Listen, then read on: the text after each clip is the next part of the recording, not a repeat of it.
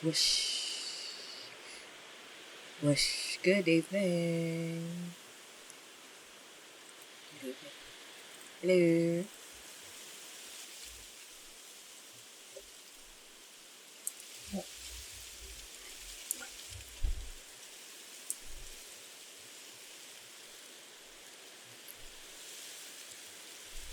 Hello. Hello.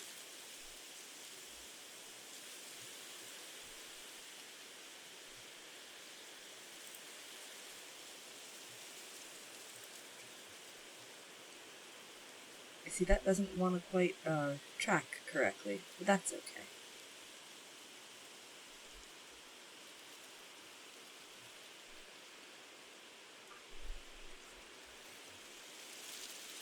But yeah, hello. Good evening. And welcome on in.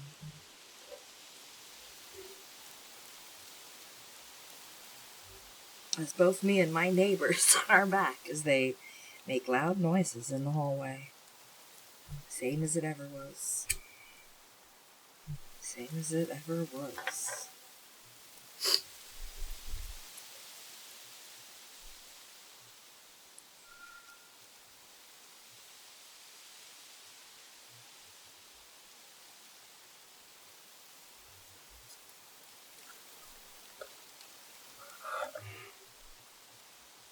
Oh, power tools. At 10:40 p.m. Yeah, that's the time to use power tools, yeah. Uh-huh.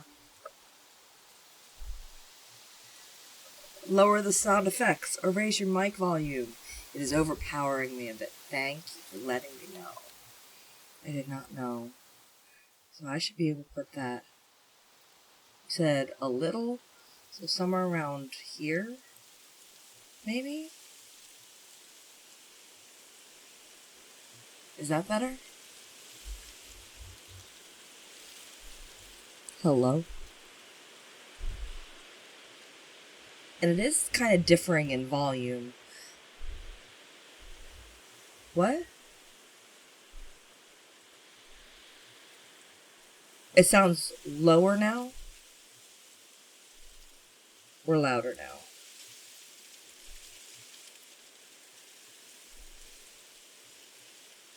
Oh, I made it louder. Well, it also changed in volume at the same time.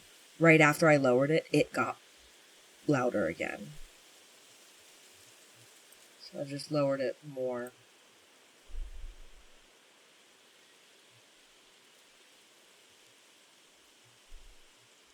Yes, it's a recording. It's the noises online that you... Yeah. It's not a constant sound, so it comes in and out. Yeah.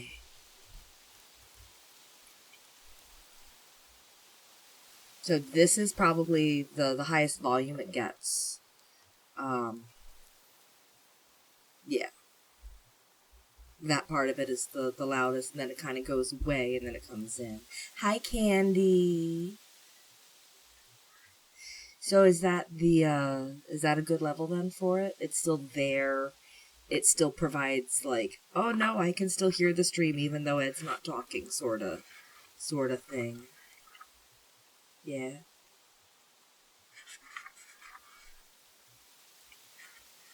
Yes, yes. Yes, yes. Good.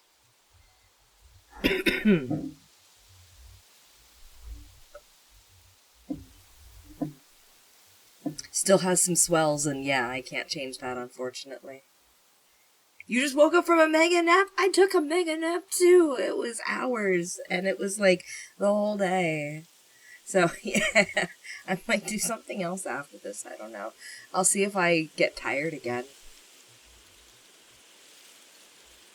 But yeah, there's swells, and I can't really do much about that. I suppose I could turn it down a little bit more and then have it be more of an intermittent sound. We do a little bit more, like maybe around there, maybe? Mm-hmm. Maybe a bit better there. We'll do that. Alright. There is plaque in the front of this chapter, which is going to be chapter 6, is for F. Yeah, it seems good? Good. So even if it swells while I'm talking, it's not going to swell over me. I think that'll be good, because it's not swelling loud enough in my ear to interrupt me either.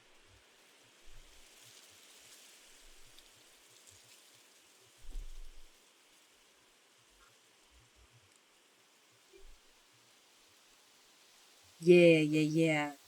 All are sounding good now? Yes. Thank you. I appreciate that.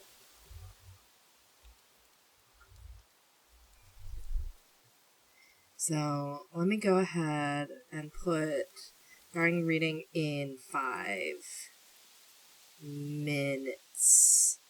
There. And then there's the illustration. I already had the post ready on my phone, so I just sent it out on the blue sky. If you would like to see the front plaque of this chapter. It's a very simple one this time.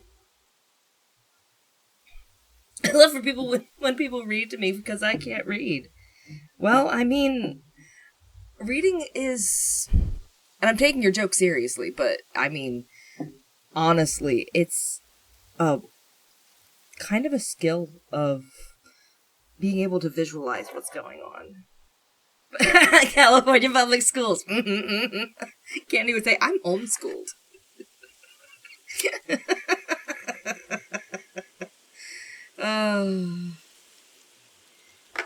I got taught that God was important. But I was also neglected just enough that books became friends.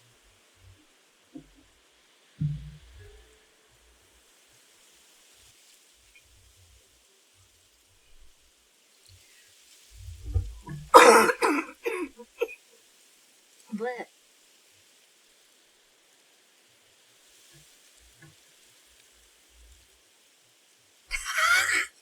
yeah, you do. You share the same joke, just different origins. Exactly. That's very funny. Put this here. Good.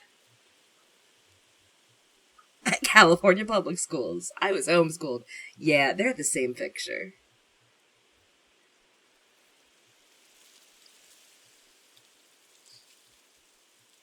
I like fanning myself with my book.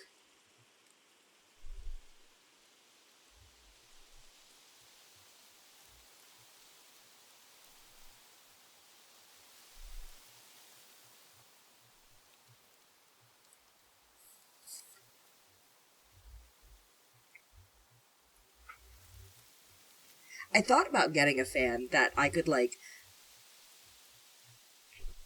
be able to flick it open and do that and, like, flick it shut. I think there is one out there that works with Vignon. I just haven't looked too deep into that. But I thought about it.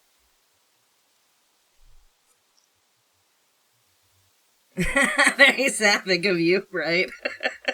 Hi, Waver. Oh, look, you got a little frog that's wearing the glasses.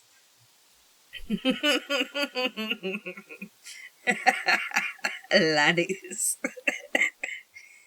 Oh, ladies. Laddies is definitely not the same as ladies.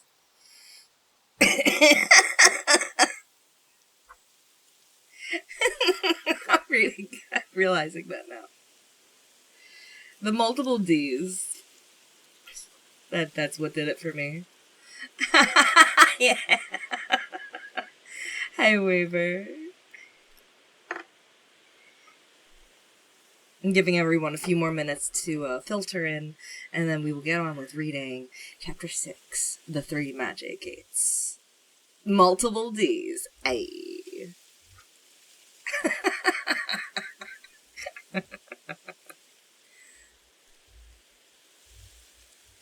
The normal night in Ed stream.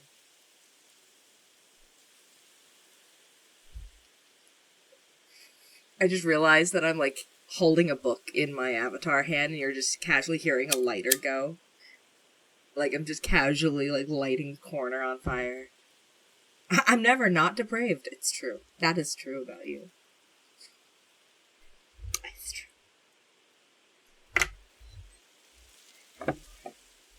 It's a feature.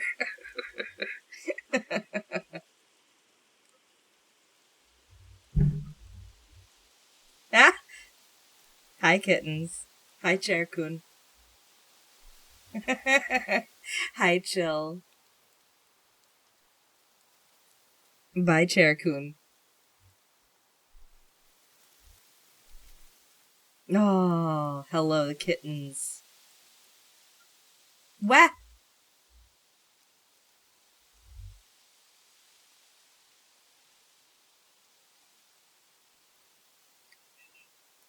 Thank you for the lizards. Oh! Got some pops out of that. I did. Thank you very much for the lizarding. Alright, so where we were already. Rice Krispie Pops? Yeah. It's true. It's true. Let's see. So Trey woke up, he was with these gnomics, and the old lady helped him get better, and then the old man is trying to help him with the magic gates. Yeah, I think so, around there. Ah! Why is it doing that? Probably because I'm not keeping this hand in one spot for it to be able to rack properly.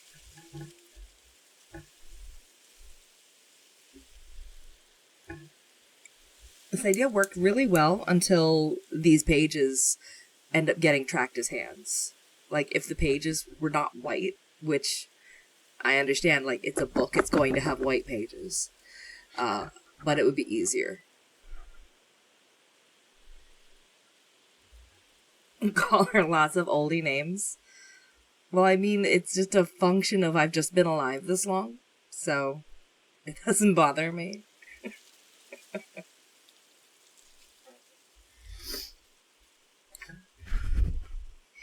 But yeah, he had gone up and seen the sphinxes that were looking at each other.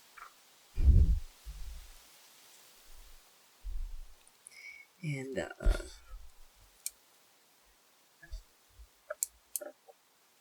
he wasn't able to look away from them, and, the old man, Angiwook, had to close the shutter on the front of the what's it called? The telescope that he was looking through. That does most common resident. Life support patient, grandma, old timer, zombie, vampire. Some of those are a little too far, kittens, and you would get timed out. Be good.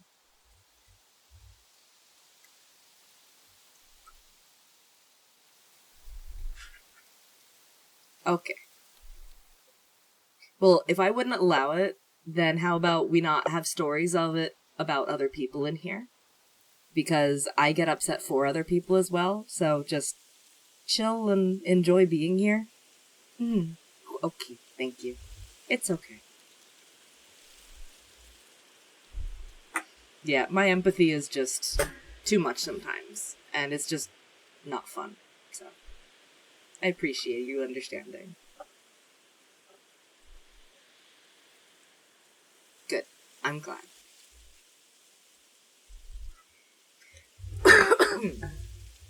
So I think everyone remembers where we were with that. He had just seen the two sphinxes watching each other far off in the distance, and the last thing that Angiwook had said to Atreyu was that they're real live sphinxes, very much alive, and that he's seen enough for now. And said, come, we'll go down, I'll explain everything. And neither spoke on the way back. So, to continue on, the Neverending Story, here is Chapter 6, The Three Magic Gates.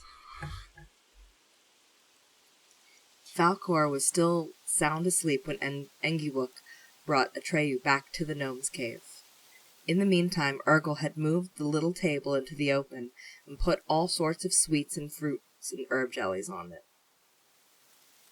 There were also little drinking cups and a pitcher of fragrant herb tea. The table was lit by 2 tiny oil lamps. "Sit down," Urgel commanded. "Atreyu must eat and drink something to give him strength. Medicine alone is not enough."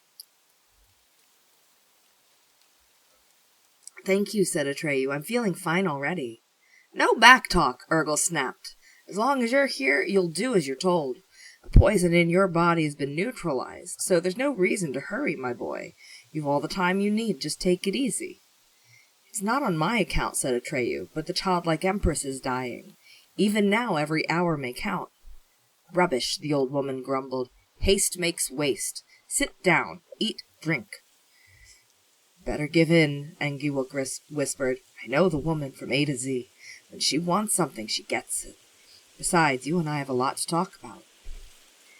Atreyu squatted cross-legged at the tiny table and fell to. Every bite and every swallow made him feel as if warm golden life were flowing into his veins. Only then did he notice how weak he had been.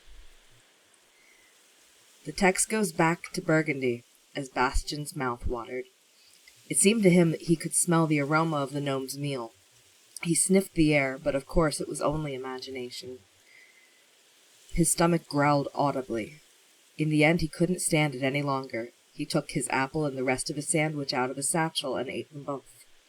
After that, though far from full, he felt a little better. Then he realized that this was his last meal. The word last terrified him. He tried not to think of it. The text goes back to green. "Where do you get all these good things?" Atreyu asked Urgel. "Ah, Sonny," she said, "it takes lots of running around to find the right plants. But this knucklehead Engiwuk of mine, insists on living here because of his all-important work studies. Where the food is to come from is the least of his worries." "Woman," said Engiwuk with dignity, "how would you know what's important and what isn't? Be off with you now and let us talk." Mumbling and grumbling, Urgel withdrew into the little cave, and a moment later Atreyu heard a great clatter of pots and pans. Sexisms. That's right. Thank you for the frog infection, kittens. I appreciate it. They look very comfy up there. "Don't mind her," said Engiwuk under his breath. "She's a good old soul. She just needs something to grumble about now and then. Listen to me, Atreyu. I'm going to let you in on a few things you need to know about the Southern Oracle. It's not easy to get to Uyulala. In fact, it's rather difficult. But I don't want to give you a scientific lecture. Maybe it will be better if you ask questions. I tend to lose myself in details. Just fire away." "All right," said Atreyu. "Who or what is Uyulala?" Engiwuk gave him an angry look. "Botheration," he spluttered. "You're so blunt, so direct, just like my old woman. Couldn't you start with something else?" Atreyu thought a while. Then he asked, "That big stone gate with the sphinxes, is that the entrance?" "That's better," said Engiwuk. "Now we'll get somewhere. Yes, that gate is the entrance. But then come 2 more gates, and Uyulala's home is behind the 3rd, if one can speak of her having a home." "Have you ever yourself been in there with her?" "Don't be absurd," replied Engiwuk, again somewhat nettled. "I'm a scientist. I've collected and collated statements of all the individuals who have been there. The ones who have come back, that is. Very important work. I can't afford to take personal risks. It could interfere with my work." "I see," said Atreyu. "Now, what about these 3 gates?" Engiwuk stood up, folded his hands behind his back, and paced. "The first," he lectured, "is known as the Great Riddle Gate. The second is the Magic Mirror Gate. And the 3rd is the No-Key Gate." "Strange," Atreyu broke in. "As far as I could see, there is nothing behind that stone gate but an empty plain. Where are the other gates?" "Be still," Engiwuk scolded. "How can I make myself clear if you keep interrupting? It's very complicated. The 2nd gate isn't there until a person has gone through the 1st. And the 3rd isn't there until the person has the 2nd behind him. And Uyulala isn't there until he has passed through the third. Simply not there, do you understand? Atreyu nodded, but preferred to say nothing for fear of irritating the gnome. Through my telescope you've seen the first, the great riddle gate, and the two sphinxes. That gate is always open. Obviously, there's nothing to close. But even so, no one can get through. Here Anguiwook raised a tiny forefinger, unless the sphinxes closed their eyes. And do you know why? The gaze of a sphinx is different from the gaze of any other creature. You and I, and everyone else, our eyes take something in. We see the world. A sphinx sees nothing. In a sense, she is blind. But her eyes send something out. And what do her eyes send out? All the riddles of the universe. That's why these sphinxes are always looking at each other, because only another sphinx can stand a sphinx's gaze. So try to imagine what happens to one who ventures into the area where those two gazes meet. He freezes to the spot, unable to move until he has solved all the riddles of the world. If you go there, you'll find the remains of those poor devils. But, said Atreyu, didn't you say that their eyes sometimes close? Don't they have to sleep now and then? Sleep? Anguiwook was shaken with giggles. Goodness gracious! A sphinx sleep? Holy shit, that's hard to say. A sphinx sleep? I should say not. You really are an innocent. Still, there's some point to your question. All my research, in fact, hinges on that particular point. The sphinxes shut their eyes for some travelers and let them through. The question that no one has answered up until now is this. Why one traveler and not another? Because you mustn't suppose they let wise, brave, or good people through and keep the stupid, cowardly, and wicked out. Not a bit of it. With my own eyes, I've seen them admit stupid fools and treacherous knaves, while decent, sensible people have given up after being kept waiting for months. And it seems to make no difference whether a person has some serious reason for consulting the oracle, or whether he's come for just the fun of it. Haven't your investigations suggested some explanation? Atreyu asked. Angry flashes darted from Anguiwook's eyes. Have you been listening or haven't you? Didn't I just say that so far no one has answered that question? Of course I've worked up a few theories over the years. At first I thought the Sphinx's judgment might be guided by certain physical characteristics, size, beauty, strength, and so on. But I soon had to drop that idea. Then I toyed with numerical patterns. The idea, for instance, that 3 of 5 were regularly excluded, or that only prime-numbered candidates were admitted. That worked pretty well for the past, but for forecasting, it was no use at all. Since then, I've come to the conclusion that the Sphinx's decision is based on pure chance, and that no principle whatever is involved. But my wife calls my conclusion scandalous, unfantastic, and absolutely unscientific. I need a drink of water. I think everyone can hear.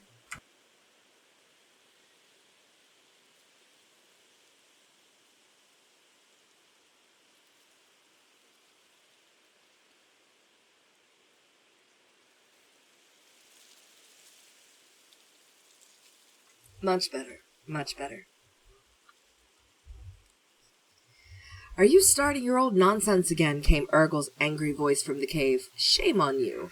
Such skepticism only shows that the bit of brain you once had is dried up on you. Hear that, said Anguiwook with a sigh, and the worst of it is she's right. What about the childlike Empress's amulet? Atreyu asked. Do you think they'll respect it? They too are natives of Fantastica after all. Yes, I suppose they are, said Anguiwook, shaking his apple-sized head. But to respect it, they'd have to see it. And they don't see anything. But their gaze would strike you. And I'm not so sure the Sphinxes would obey the childlike Empress. Maybe they are greater than she is. I don't know. Anyway, it's most worrisome. Then what do you advise? Atreyu asked. You will have to do what all the others have done. Wait and see what the Sphinxes decide, without hoping to know why. Atreyu nodded thoughtfully. Sparkle came out of the cave. In one hand she held a bucket with some steaming liquid in it, and under her other arm she was carrying a bundle of dried plants. Muttering to herself, she went to the luck dragon, who was still lying motionless, fast asleep. She started climbing around on him and changing the dressings on his wounds. Her enormous patient heaved one contented sigh and stretched. Otherwise, he seemed unaware of her ministrations. "Couldn't you make yourself a little useful?" she said to Engiwook as she was hurrying back to the kitchen. Instead of sitting around like this, talking rubbish." "I am making myself extremely useful," her husband called after her. "Possibly more useful than you, but that's more than a simple-minded woman like you will ever understand." More sexism. Turning to Atreyu, he went on. "She can only think of practical matters. She has no feeling for the great overarching ideas." The text goes back to Burgundy as the clock in the belfry struck 3. Good grief, I serenaded. This was a little bit of a product of its time as well. This was written, how long ago? This was like in 80s? 70s? First published in Germany in 1979 as Die Unendliche Geschichte. So, yeah, so it's kind of a product of its time a little bit. But the story itself is good. There's just little bits of, sexism stuff thrown in here. So the clock in the belfry struck 3. By now, Bastian's father must have noticed, if he was ever going to, that Bastian hadn't come home. Would he worry? Maybe he'd go looking for him. Maybe he had already notified the police. Maybe calls had gone out over the radio. Bastian felt a sick pain in the pit of his stomach. But if the police had been notified, where would they look for him? Could they possibly come to this attic? Had he locked the door when he came back from the toilet? He couldn't remember. He got up and checked. Yes, the door was locked and bolted. Outside, the November afternoon was drawing to a close. Ever so slowly, the light was failing. To steady his nerves, Bastian paced the floor for a while. Looking about him, he discovered quite a few things one wouldn't have expected to find in a school.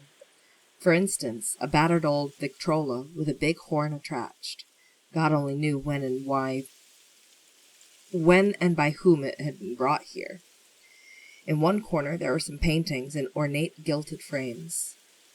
They were so faded that hardly anything could be made out. Only here and there a pale, solemn-looking face that shimmered against a dark background. And then there was a rusty 7-armed candelabrum, still holding the stumps of thick wax candles, bearded with drippings. Bastian gave a sudden start, for looking into a dark corner he saw someone moving. But when he looked again, it dawned on him he had only seen himself, reflected in a large mirror that had lost half of its silvering backing. He went closer and looked at himself for a while. He was really nothing much to look at, with his pudgy build and his bow legs and pasty face. He shook his head and said aloud, "No." Then he went back to his mats. By then it was so dark that he had to hold the book up to his eyes. The text goes back to green. "Where were we?" Engiwook asked. "At the great riddle gate," Atreyu reminded him. "Right.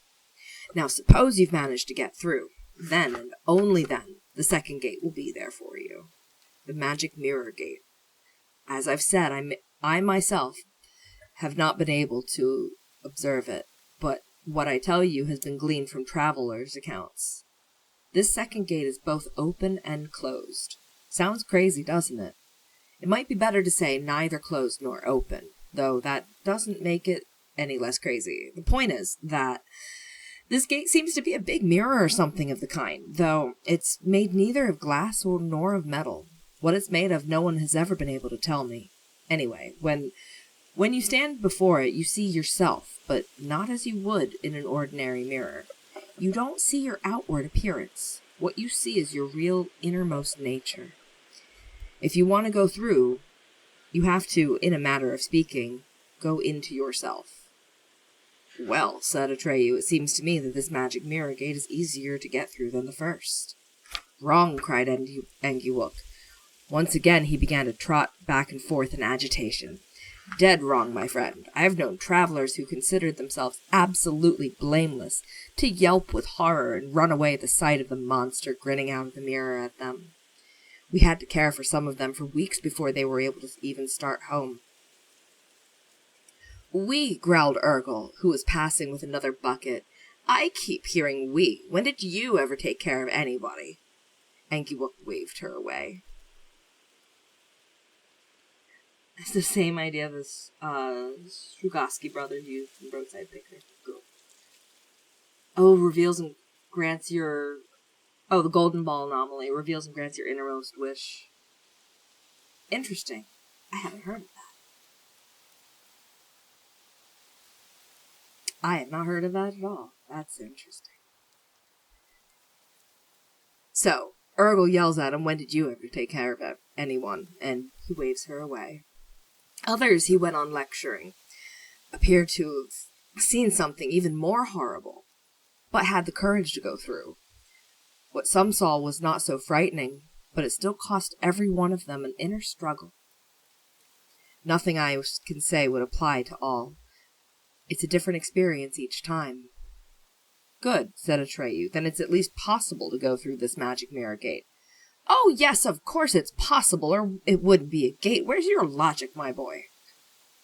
But it's also possible to go around it, said Atreyu, or isn't it? Yes, indeed, said Engiwook. Of course it is. But if you do that, there's nothing more behind it. The third gate isn't there until you've gone through the second. How often do I have to tell you that? I understand, but what about this third gate? That's where things get really difficult, because you see, the no-key gate is closed. Simply closed. And that's that. There's no handle, no doorknob, and no keyhole, nothing. My theory is that this single, hermetically closed door is made of fantastic and selenium. You may know there's no way of destroying, bending, or dissolving fantastic and selenium. It's absolutely indestructible. Then there's no way of getting through? Not so fast, my boy. Certain individuals have gotten through and spoken to Uyulala, so the door can be opened. But how? Just listen. Fantastic and selenium reacts to our will. It's our will that makes it unyielding. But if someone succeeds in forgetting all purpose, in wanting nothing at all, to him the gate will open of its own accord. Atreyu looked down and said in an undertone, If that's the case, how can I possibly get through? How can I manage not to want to get through? Engiwook sighed and nodded and sighed. Just what I've been saying. The no-key gate is the hardest. But if I succeed after all, Atreyu asked, then I will be in the Southern Oracle? Yes, said the gnome. But who or what is Uyulala? No idea, said the gnome. His eyes sparkled with fury. None of those who have reached her has been willing to tell me. How can I be expected to complete my scientific work if everyone cloaks himself in mysterious silence? I could tear my hair out if I had any left.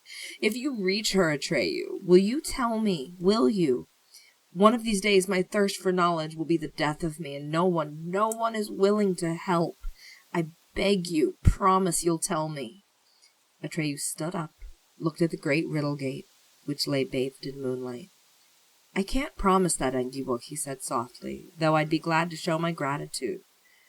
But if no one has told you who or what Uyulala is, there must be a reason. And before I know what that reason is, I can't decide whether someone who hasn't seen her with his own eyes has a right to know. In that case, get away from me, screamed the gnome, his eyes literally spewing sparks. All I get is ingratitude. All my life I wear myself out trying to reveal a secret of universal interest, and no one helps me. I should never have bothered with you. And with that, he ran into the little cave, and a door could be heard slamming within. Urgle passed Atreyu and said with a titter, The old fool means no harm. He's always running into such disappointments with this ridiculous investigation of his. He wants to go down in history as the one who solved the great riddle. The world-famous gnome Engiwook. You mustn't mind him." "Of course not," said Atreyu. "Just tell him I thank him with all my heart for what he's done for me. And I thank you, too. If it's allowed, I will tell him the secret, if I come back." "Then you're leaving us?" Urgal asked. "I have to," said Atreyu. "There's no time to be lost.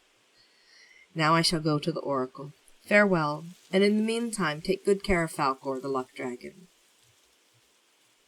With that he turned away and strode towards the great riddle gate. Urgal watched the erect figure with the blowing cloak vanish among the rocks and ran after him, crying, "Lots of luck, Atreyu!" But she didn't know whether he had heard or not. As she waddled back to her little cave, she muttered to herself, "He'll need it all right. He'll need lots of luck." Her eyes spewing sparks is so fucking metal, I agree. Oh, the book that inspired the Stalker games and the film. That makes sense. Makes sense. Atreyu was now 50 feet of the great stone gate. It was much larger than he had judged from a distance. Behind it lay a deserted plain. There was nothing to stop the eye, and Atreyu's gaze seemed to plunge into an abyss of emptiness. In front of the gate and between the two pillars, Atreyu saw only innumerable skulls and skeletons, all that was left of the varied species of Fantasticans who had tried to pass through the gate, but had been frozen forever by the gaze of the Sphinxes. But it wasn't these gruesome reminders that stopped Atreyu. What stopped him was the sight of the Sphinxes. He had been through a good deal in the course of the great quest. He had seen beautiful things and horrible things, but up until now, he had not known that one and the same creature can be both, that beauty can be terrifying. The two monsters were bathed in moonlight, and as Atreyu approached them, they seemed to grow beyond measure. Their heads seemed to touch the moon, and their expression, as they looked at each other, seemed to change with every step he took. Currents of a terrible, unknown force flashed through the upraised bodies, and still more through the almost human faces. It was as though these beings did not merely exist in the way marble, for instance, exists, but as if they were on the verge of vanishing, but would recreate themselves at the same time. For that, the very reasons they seemed far more real than anything made of stone. Fear gripped Atreyu. Fear not so much of the danger that threatened him, as of something above and beyond his own self. It hardly gazed his mind that if the Sphinx's gaze should strike him, he would freeze to the spot forever. No, what made his steps heavier and heavier, until he felt as though he were made of cold grey lead, was the fear of the unfathomable, of something intolerably vast. And yet he went on. He stopped looking up. He kept his head bowed and walked very slowly, foot by foot, toward the stone gate. Heavier and heavier grew his burden of fear. He thought it would crush him, but still he went on. He didn't know whether the Sphinxes had closed their eyes or not. Would he be admitted, or would this be the end of his great quest? He had no time to lose in worrying. He just had to take his chances. At a certain point, he felt sure that he had not enough willpower to carry him a single step forward. And just then he heard the echo of his footfalls within the great vaulted gate. Instantly every last shred of fear fell from him, and he knew that whatever might happen, he would never again be afraid. Looking up, he saw that the great riddle gate lay behind him. The Sphinxes had let him through. Up ahead, no more than 20 paces ahead, where previously there had been nothing but the great empty plain, he saw the magic mirror gate. This gate was large and round like a second moon, for the real moon was still shining high in the sky, and it glittered like polished silver. It was hard to imagine how anyone could pass through a metal surface, but Atreyu didn't hesitate for a moment. After what Engiwook had said, he expected a terrifying image of himself to come toward him and out of the mirror. But now that he had left all fear behind him, he hardly gave the matter a thought. What he saw was something quite unexpected, which wasn't the least bit terrifying, but which baffled him completely. He saw a fat little boy with a pale face, a boy his own age, and this little boy was sitting on a pile of mats, reading a book. The little boy had large, sad-looking eyes, and he was wrapped in frayed, gray blankets.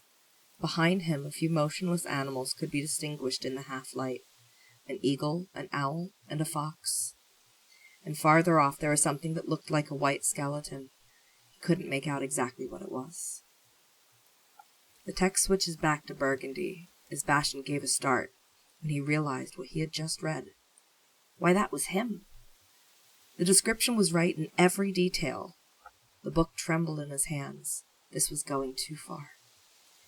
How could there be something in a book that applied only to this particular moment and only to him? It could only be a crazy accident, but a very remarkable accident. "Bastian," he said aloud, "you really are a screwball. Pull yourself together." He had meant to say this very sternly, but his voice quavered a little, for he was not quite sure what had happened was an accident. Just imagine, he thought, what if they've really heard of me in Fantastica? Wouldn't that be wonderful? But he didn't dare say it aloud. The text goes back to green. A faint smile of astonishment played over Atreyu's lips as he passed into the mirror image. He was rather surprised that he was succeeding so easily in something that others had found insuperably difficult. But on the way through he felt a strange prickly shudder. He had no suspicion of what had really happened to him. For when he had merged on the far side of the magic mirror gate, he had lost all memory of himself, of his past life, aims, and purposes. He had forgotten the great quest that had brought him there, and he didn't even know his own name. He was like a newborn child. Up ahead of him, only a few steps away, he saw the no-key gate, but he had forgotten its name, and forgotten that his purpose in passing through was to reach the Southern Oracle. He had no idea why he was there, or what he was supposed to do. He felt light and cheerful, and he laughed for no reason, for the sheer pleasure of it. The gate he saw before him was as small and low as a common door, and it stood all by itself with no walls around it on the empty plain, and this door was closed. Atreyu looked at it for a while. It seemed to be made of some material with a coppery sheen. It was nice to look at, but Atreyu soon lost interest. He went back around the gate and examined it from behind, but the back looked no different than the front, and there was neither handle, nor knob, nor keyhole. Obviously, this door could not be opened. And anyway, why would anyone want to open it, since it led nowhere and was just standing there? For behind the gate, there was only the wide, flat, empty plain. Atreyu felt like leaving. He turned back, went around the magic mirror gate, looked at it for some time without realizing what it was. He decided to go away. The text turns burgundy for a second. No, don't go away," said Bastian aloud. "Turn around. You have to get through the no-key gate." Text goes back to green, but then turned back to the no-key gate. He wanted to look at its coppery sheen again. Once more he stood in front of the gate, bending his head to the left, bending it to the right, enjoying himself. Tenderly he stroked the strange material. It felt warm and almost alive, and the door opened by a crack. Atreyu stuck his head through, and then he saw something he hadn't seen on the other side when he had walked around the gate. He pulled his head back, looked past the gate, and saw only the empty plain.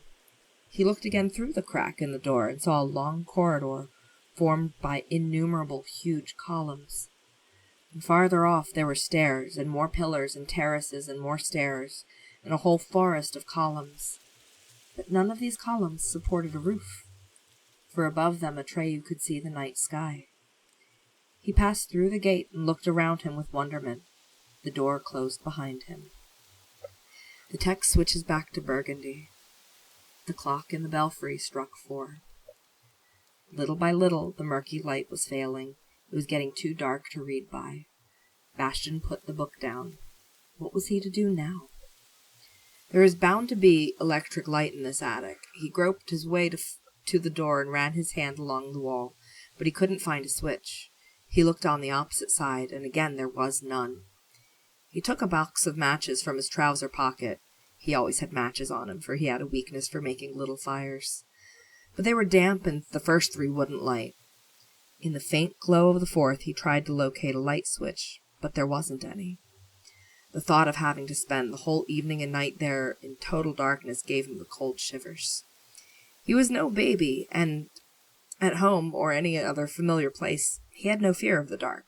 But in this enormous attic, with all these weird things in it, was something else again.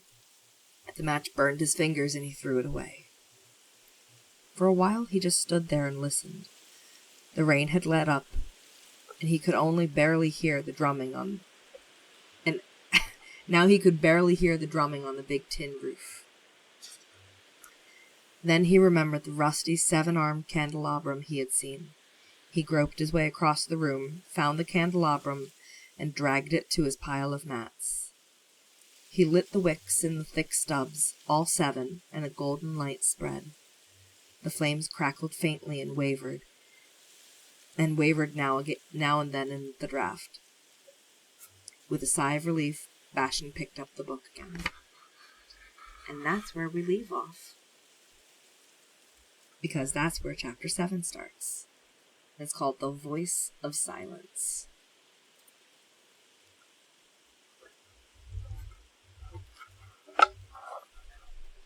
Let me put... There we go. Putting my bookmark in place.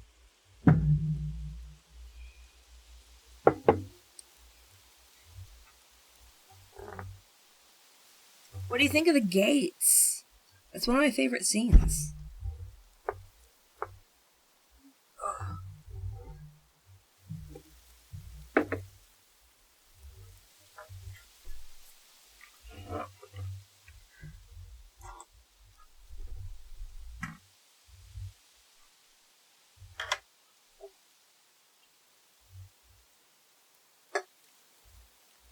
No turkey fingers, no you can answer. Tofurkey. I figured it was Tofurkey.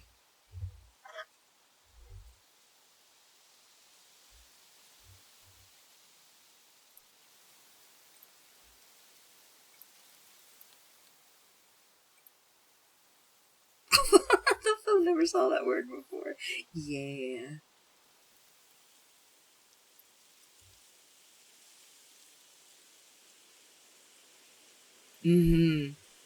I really love the description of the Sphinx as something that is always going out of reality, but has to remake itself in every moment. Like, oof.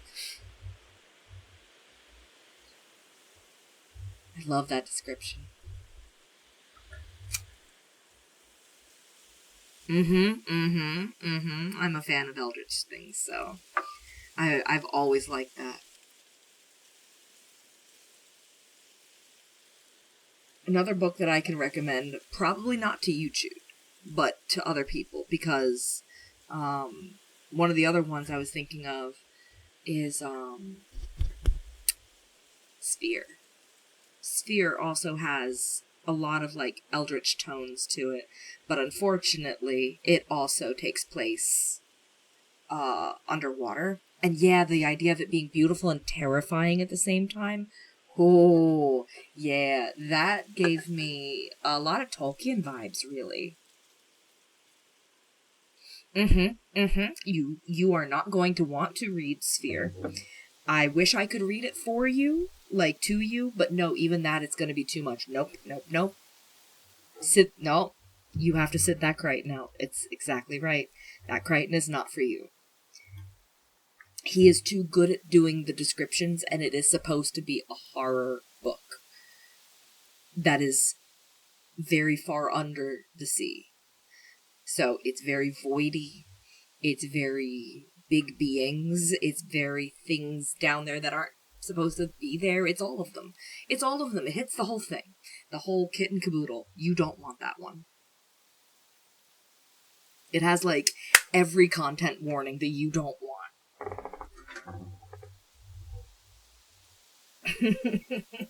It is one of my favorite books. It is one of my favorites.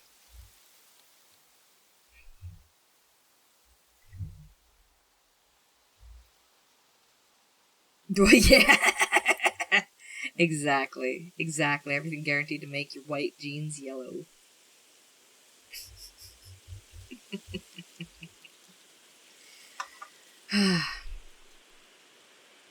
I think I might be interested in doing some more streaming tonight. Because I haven't gotten a chance to run any nighttime Froggython streams yet.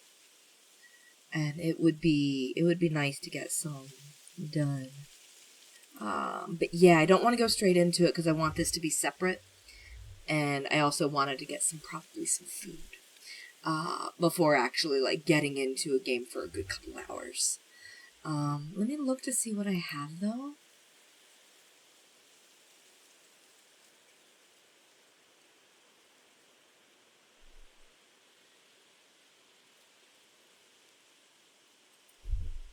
Yeah.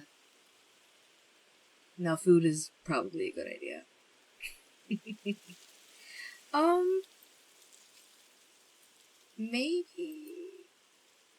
Maybe Tetris Effect. I'll see if I'm up for that. I'm not great at Tetris. I tend to panic. I think that's the right word. But yeah. Tetris Effect is like the most chill version of Tetris that I've ever seen. So it's the version that I was like, if I'm going to play any Tetris, that should be the Tetris that I do. But yeah, what I'm going to do is I'm going to go ahead and cut this stream here and then keep an eye on Blue Sky or the Discord. Both of them will have alerts for if I go live. So I will let you know. Also, in the last day or two, I've corrected a couple things like the length of my arms and the camera again. Did a lot of work with that. I like that emote's very cute. Yeah, and I'm gonna go ahead and upload this as well. It shouldn't take very long. That way I don't have to worry about remembering it later. But yeah, I will look into getting Tetris Effect working tonight, and I will let you know later on Discord. Thank you all for coming out and listening to Chapter 6.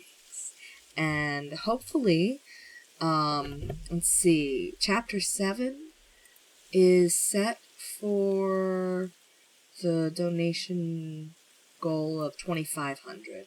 So we are a little far away from that. And that would be for this upcoming Saturday. We currently do not have the next one open. You're welcome for stream, oh wife of mine. I might stream again in a little bit, but I need food first. And hopefully I get to read on this coming Saturday. But if we don't reach it by Saturday and reach it by Tuesday instead, then it just gets knocked forward by a few days. So we will figure it out. And I will see you all hopefully in a bit. Thank you.